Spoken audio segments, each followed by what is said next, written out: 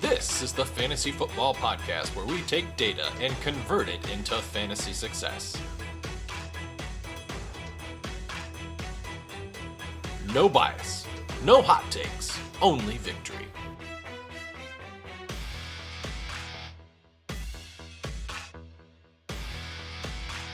This is the Fantasy Alchemist Podcast, and now your host, Dustin Chandry. Welcome into the Fantasy Alchemist Podcast. I'm Dustin Chandry. This is episode 6, recording on September 1st. In today's episode, we're going to finish a 4-part series that we had started, and this series looked at a combination of players in Redraft and Dynasty, looking at fades and targets. So 3 episodes ago, we looked at 10 players that we wanted to target in both Redraft and Dynasty. 2 episodes ago, we looked at players that you'd want to target in Redraft but fade in Dynasty. The previous episode, we looked at players you'd want to target in Dynasty but fade in Redraft. In today's episode, these are players that you want to be fading in both Redraft and Dynasty. These are players that I think will underperform their ADP from a Redraft standpoint, and because of that, you're going to see a depreciation in their Dynasty value. So, we'll finish out this series, and we'll get ready for the start of the upcoming season. So let's find out which players you should be fading this upcoming season in Redraft and should be looking to unload in Dynasty.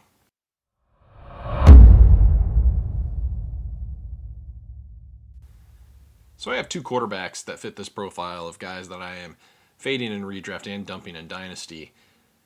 We won't spend a ton of time on this. If you want to go in depth, you can listen to episode 2 of the Fantasy Alchemist podcast, where we looked at a handful of quarterback 2s that we were fading in both Redraft and Dynasty.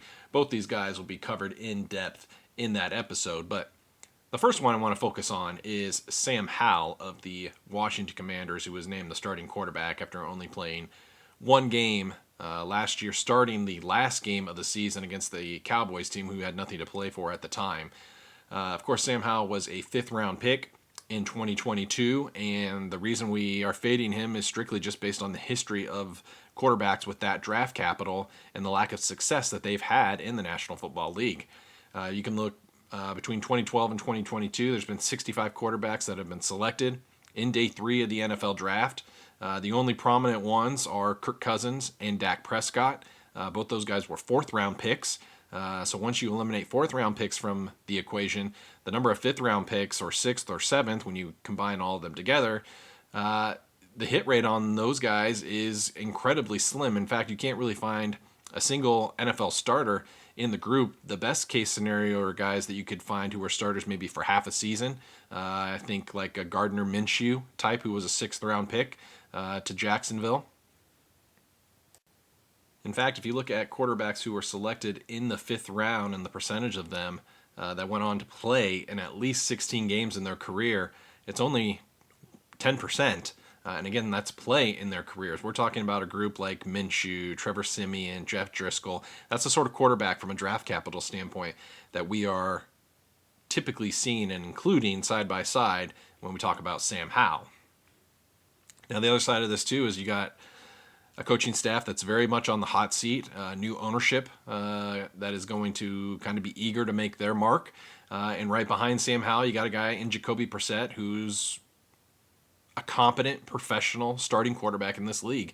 Right? Sam Howell has played in 1 career game compared to Jacoby Brissett, who's played in 73 career games. And then the other quarterback we want to be fading as well is Packers quarterback Jordan Love, who will be taking over as the starting quarterback for Aaron Rodgers. Of course, Love was drafted in 2020, so he's had to wait a long time for his opportunity. And what's interesting is we have an incredibly small sample to look at when it comes to Jordan Love's regular season performance. In fact, of all the first-round quarterbacks selected in the last decade, Jordan Love has had the fewest pass attempts of all of them. Currently, he has only 83 pass attempts in regular season games. Trey Lance is next at 102, and then the guys after them are guys who are either at best career backups in the league, and most of them are out of the league when you talk about guys like Paxton Lynch, Johnny Manziel, Josh Rosen. A lot of those guys are in the 200, 300, 400 range of career attempts. Jordan Love right now with 83 career attempts. And Jordan Love had less than 60% completion rate in that small sample. I don't think he has the most athletic profile from an athleticism standpoint. His rushing yards in the games that he's played is not great. He has 0 rushing touchdowns on 130 snaps played. And for Jordan Love, the 2 games where he had at least 30 snaps in a game, both games he was below average, below 0 in expected points above average per play, EPA per play. One game he was slightly below 0, and the other game in Week 18 he was almost near negative 0.5, which is, I mean, that's an awful score to have for an EPA per play standpoint. He scored 9 fantasy points in that Week 18 game. He had 13 in the other game where he had more than 30 snaps. So expected points per play, terrible. Small sample size, historically completely misaligned with what we see with other first-round quarterbacks. And the surrounding roster around him, it's just like him. It's young and cheap. This is a team that they're relying heavily on Aaron Jones and A.J. Dillon and their defense, and they think that's going to be the key to their success. Right now, there's nothing to indicate that Jordan Love can elevate the position players around him on what is a very, very young roster of players. So from a redraft standpoint, if you're in 1 quarterback leagues, these guys are probably just off the board. They should not be drafted right now. Jordan Love would be quarterback 24. Sam Howell would be quarterback 28. If you are in a 2-quarterback superflex league from a redraft standpoint, these are guys who could be your quarterback 2. I would highly recommend you avoid them and go with somebody else, even a Bryce Young, Matt Stafford, Mac Jones even. I think all those names will be more reliable throughout the season. I think Sam Howell is a guy who I think will be replaced at least by midseason. Jordan Love, I think maybe it's 50-50 that he could lose his starting job by the start of next season.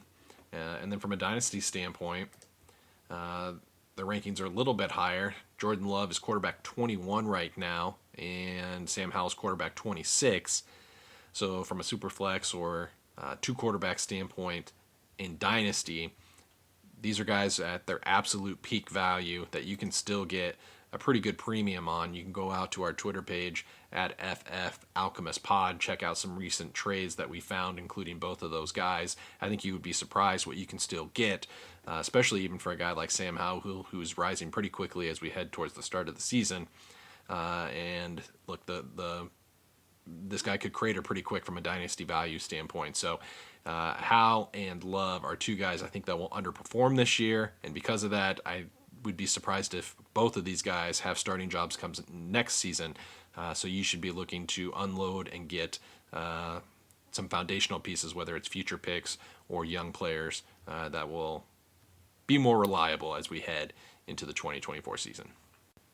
And then moving on from quarterback, the only wide receiver that I have as a fade in both redraft and dynasty is Bears wide receiver DJ Moore. And you can go back to episode 1 where we did a deep dive on the topic was Justin Fields passing for 4,000 yards. I think we definitively said that is, I won't say impossible, but it's definitely improbable given where his passing yards and stats were last season. And then we had some discussion about really what that means more so for the rest of the offense, and specifically DJ Moore and how he's overvalued. So you can listen more in depth into that episode, but I'll touch on the high water marks. DJ Moore right now, wide receiver 22 in redraft. We're talking early to middle of the 5th round. And then from a dynasty standpoint, he's actually inside the top 20 right now at wide receiver 19. So in that episode, we considered that the Chicago Bears had the fewest pass attempts of any team last year. And I know there's a lot of optimism that will increase this upcoming season. But we also looked at historically every team that had the lowest number of pass attempts each year over the last decade. What was their average increase the following year, even for quarterbacks and teams that had the same quarterback the following season? And it was usually pretty small. We were talking about 2.5 to 3 pass attempts the following year was the increase, and that's attempts. So the passing volume with Justin Fields in what is a run-first style offense is not likely to increase as significant as many people think with the addition of DJ Moore. On top of that, you have a team that has a low volume pass attempt with a high fragmentation of the target share, right? So not a lot of attempts, and the attempts that do go around, you have DJ Moore, who will probably have the highest target share, but then you have Darnell Mooney, you have Chase Claypool, Cole Kmet, you have 3 different running backs, right? There is a lot of skill position talent that the Bears have invested in around Justin Fields. So this is going to be low volume offense, high fragmentation in terms of the target share, and that just does not lead to a successful fantasy season for what you would consider the highest wide receiver on that team. So I went back and looked at teams where the quarterback had the lowest number of passing attempts that season, and we corresponded that to how well the highest scoring wide receiver for that team and year finished. And for the most part, you found a lot of wide receivers who finished somewhere in the late 20s to late 30s, maybe even into the 40s. So we're talking, 25 to 35 is a pretty reasonable expectation of where you would think DJ Moore would finish on a low volume offense. This guy right now is wide receiver 19 in Dynasty and is near the top 20 from a redraft ADP standpoint. So he is already being priced in at his ceiling, and there's a lot of ways that his Dynasty value can go south this upcoming season. So for that reason, DJ Moore, I think, has to be a sell right now in Dynasty. And there's so much depth at the position that I think you can get basically a trade down with some additional value for DJ Moore. For example, if you could get something like Chris Godwin plus, or Deontay Johnson plus, Amari Cooper plus, if you're contending, Keenan Allen plus, I think you can get all of those right now for DJ Moore, and I think those are at least parallel, if not actual improvements of what DJ Moore will do against any of those other respective players this upcoming season. And then the first of 4 running backs that I have in this group that I'm fading in both redraft and dynasty, and this is going to be the highest ranked player overall from a redraft standpoint that I'm going to talk about, and that is Chargers running back Austin Ekeler, who is pretty consistently in the middle of the first round, maybe even early first round. He's running back 2 right behind Christian McCaffrey in ADP, and then from a dynasty standpoint, he is currently running back 6, even at the age of 28. And Ekeler's been an absolute fantasy stud for the last 4 years. Last year, of course, he was running back 1 on the season with over 370 points. The previous year, he was running back 2. 3 years ago, he was running back 26 on only 10 games played. And then 4 years ago, he was running back 4 on the season. But when you compare what you've heard out of the team and even from Austin Ekeler this offseason compared to what was happening last season, I think it's clear that they felt like they overused him out of necessity. When you consider the fact that Keenan Allen missed basically the first half of the season, Mike Williams was hurt, handful of other guys were just in and out of the lineup. Of course, Justin Herbert had a pretty serious rib injury that he had to play through most of the year, and Ekeler was kind of the one constant that they were able to rely on in that offense. So really what I looked at was I kind of wanted to get a snapshot of what was Austin Ekeler's performance when both Keenan Allen and Mike Williams were on the field. So what was interesting is that his snap count was pretty consistent. He was averaging about 40 to 42 snaps a game, regardless of whether or not those two guys were in the game. What stood out drastically, though, is that when Allen and Williams, or even just one of them, were out of the lineup, his target count, his target volume drastically increased. So when Allen and Williams were both in the game, Austin Ekeler's average target count was just a little under 5 targets a game. When one of those guys were out, Ekeler's target count jumped to 8.3. And then when both of those guys were out, his target count jumped to 10.5. And of course, obviously, his receptions increased along with that. When both those guys were in the lineup, he was getting about 4 receptions a game. When both those guys were out of the lineup, he was getting 7 receptions a game. That's an extra 3 points a game that Austin Ekeler was getting when Williams and Allen were out of the lineup. And the Chargers have made a lot of investment in their offense this offseason, right? You bring in Kellen Moore as the offensive coordinator. They want to drive the ball down the field more. I think that hurts Austin Ekeler that he's not getting all these check down targets that he got last year. They drafted Quentin Johnston, a deep threat in the first round of last season or last NFL draft. And Ekeler is really kind of dependent on one, his targets, and two, his touchdowns, right? The last 2 seasons, Austin Ekeler has been one of the top touchdown earners in the league, right? Last year he had 18 touchdowns. The previous year he had 20 touchdowns. And when you look at his rate of total opportunities, which I consider rushing attempts plus targets, and look at his rate of converting those into touchdowns, the last 2 years was pretty exceptional. In fact, the last 2 seasons, Austin Ekeler has had over 300 total opportunities each season. And again, I'm counting that as rushing attempts plus targets. So he's had over 300 opportunities each of the last 2 seasons. And for each opportunity, he's scoring a touchdown about every 16, 17 opportunities, right? 1 touchdown per 17 opportunities. That's rushing attempts plus targets. And he's finding the end zone. It's an incredible rate.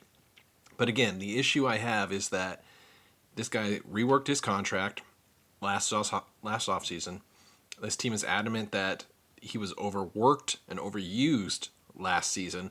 I think they absolutely want to scale him back and try and keep the same level of efficiency that they've had in previous years. So I think in the first round, from a redraft standpoint, I would be passing on Austin Ekeler and I would be getting a stud wide receiver.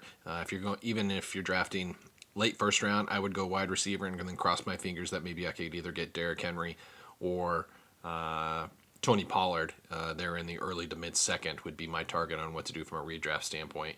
And then in Dynasty, look, if you're a contender, Austin Ekeler's an incredible guy to go get. I think he helps you win a championship. But if you're not in that stage right now, this is a guy who I think this will be his final season as a top 10 Dynasty running back. After this, there's no guarantee that he is back with the Chargers. Obviously, he would be 29 at that point, and there's just a lot of uncertainty as to what his fantasy value would look like going beyond this season. So if you're not a contender, Austin Ekeler is a guy who you can get a pretty significant return on, and you should be doing that now before we get too far into the season. And then a younger running back I am fading pretty hard in both redraft and Dynasty is Jaguars running back Travis Etienne. Right now, he is running back 12. From an ADP standpoint, we're talking late 3rd round.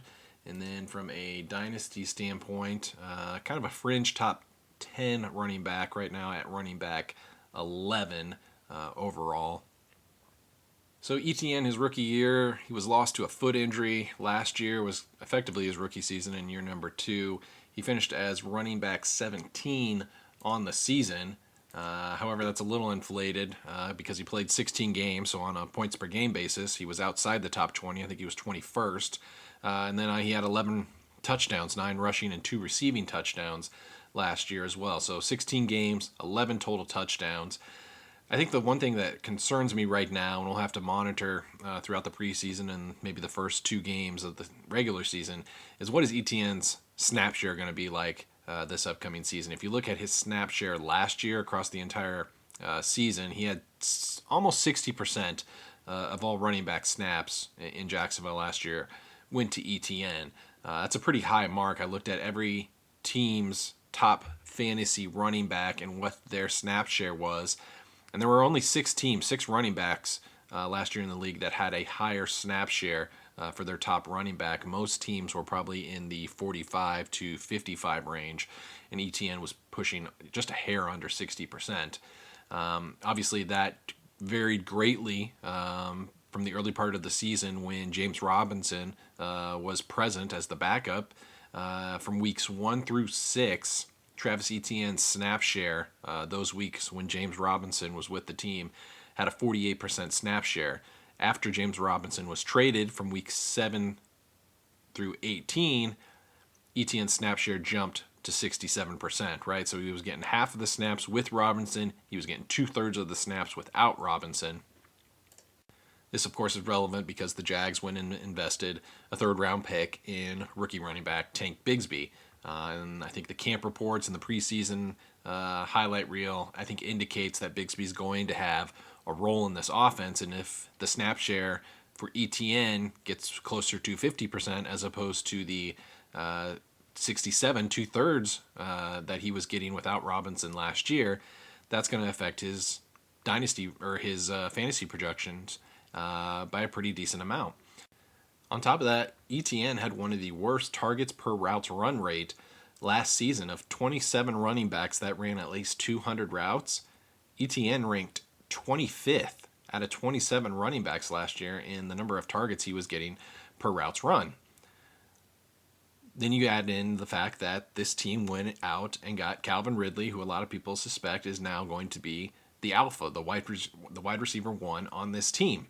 So he wasn't getting a lot of targets to begin with. Now you add more competition in his backfield. You add an elite wide receiver that's going to command targets in the rest of the offense. It's not a recipe where Etienne is going to get as many snaps as he did last year. He's not going to get as many targets as he did last year. And quite frankly, I don't even think he was that great last year. I think he was more of an albatross week to week on your roster than he was a winner. Case in point, let's look at this. He played 16 games last year.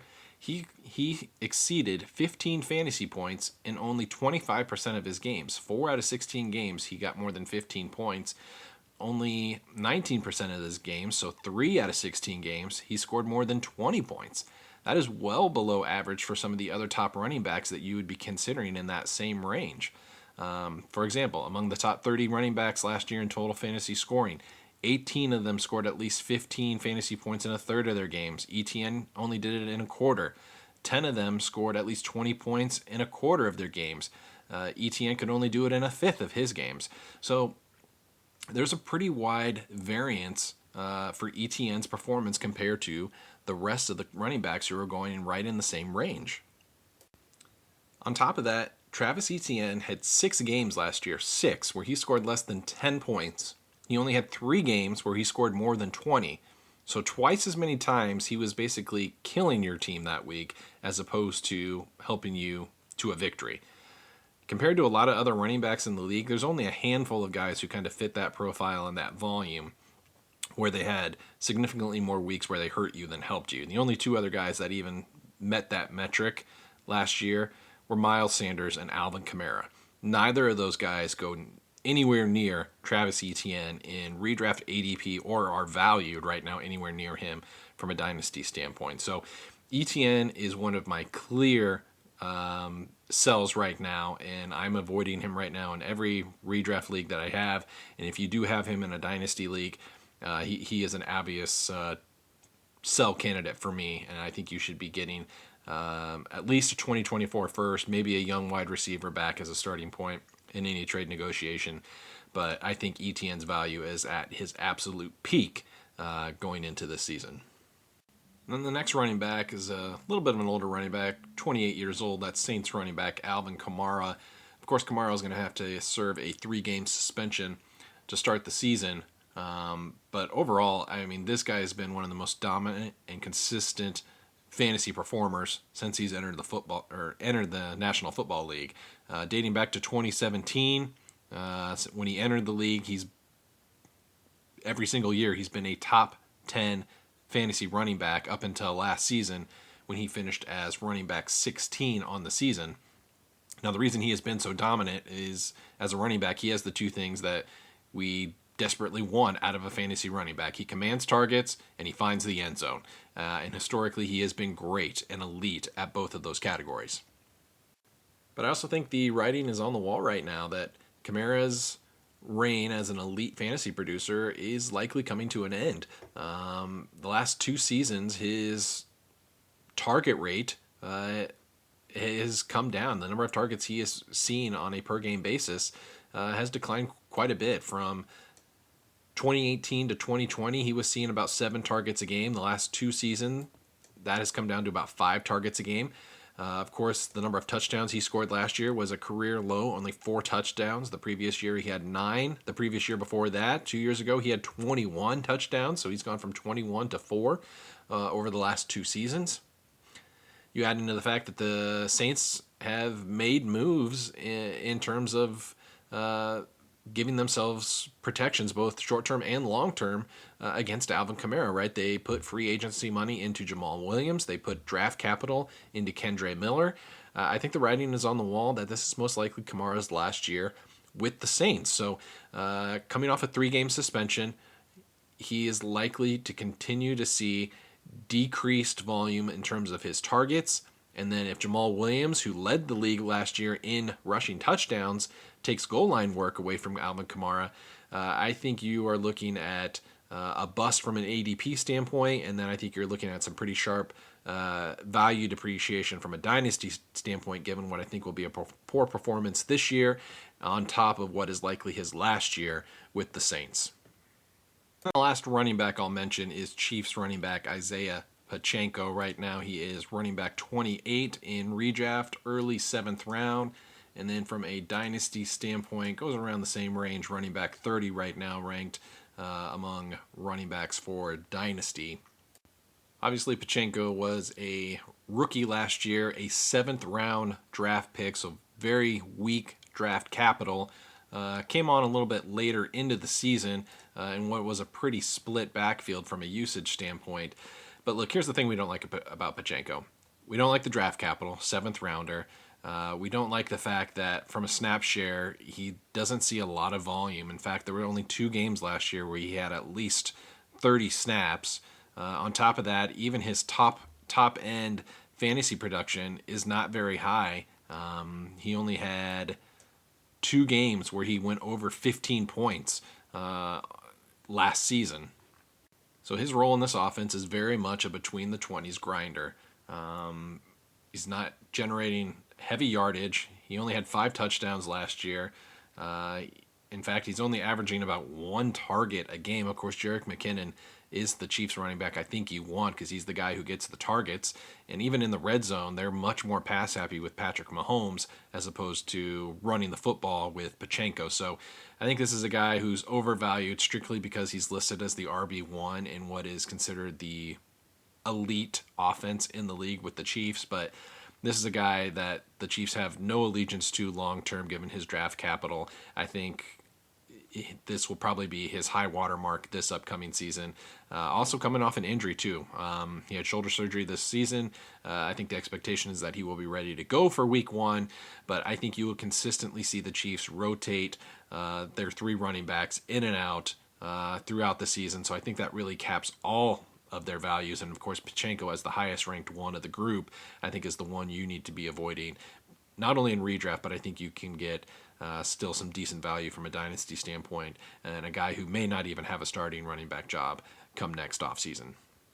And then the last guy I'll talk about on today's show, our lone tight end to spotlight. And as much as it pains me because I love this guy, but that is 49ers tight end George Kittle. Right now, from an ADP standpoint, he is tight end 4. We're looking at late 4th, early 5th round from a redraft standpoint.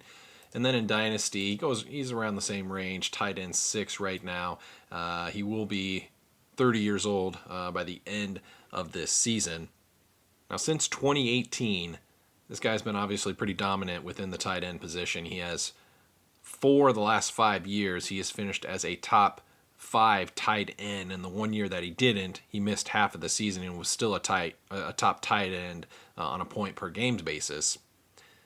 But I think what's alarming for George Kittle in his historical trend is the following. His targets per game has decreased every single year dating back to his first breakout year in 2018. He has gone from 8.5 to 7.9 to 7.6 to 6.8 to 5.7 last year. So his number of targets per games played is consistently decreasing. That obviously corresponds to his number of receptions per game has been decreasing. His reception yardage has been decreasing. And then I think George Kittle is also going to see some negative touchdown regression coming his way. Last year he had 11 touchdowns, by far the most number of touchdowns he scored in his career. If you date back to his first season in 2017, his number of touchdowns by year has gone 2, 5, 5, 2, 6. Right? He's averaging about 4 to 5 touchdowns a year. And then last year he spikes at 11 on what is his lowest number of targets since his rookie year. So something kind of has to give there from a target standpoint, where that touchdown rate is just not likely to continue given where his target trend is heading. And then the last thing I'll mention too, and I think this applies to all 49ers this offseason from a redraft standpoint, is that there are just a lot of mouths to feed in San Francisco. I basically put together a matrix that looked at the number of top-ranked wide receiver, running back, and tight ends ranked in the top 150 from an ADP standpoint, and then I looked also at how does that correlate to what is the ADP ranking for the quarterback of that team. San Francisco has 5 players that have a top 150 ranking in the ADP, and a lot of them obviously are very high when you consider McCaffrey, Kittle, Debo, Brandon Ayuk. However, their quarterback's ADP ranking, Brock Purdy, is pretty low, right? One of the lowest in the league. He's pretty consistently outside that quarterback 2 into the quarterback 3 range. So you have a quarterback who's not ranked highly that is supposed to support a lot of top-end talent.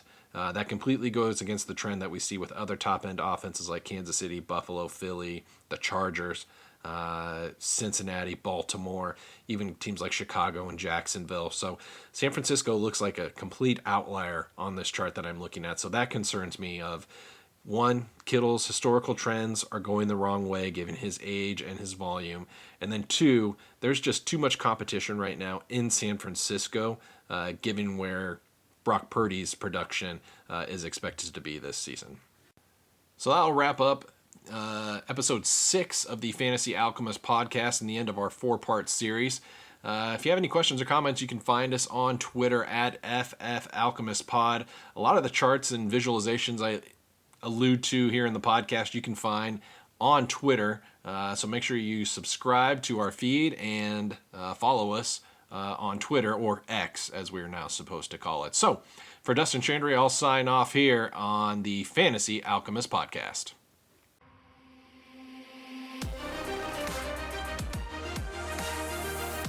Thank you for listening to the Fantasy Alchemist podcast. You can follow the pod on Twitter at FFAlchemistPod or email us at fantasyalchemistpodcast@gmail.com.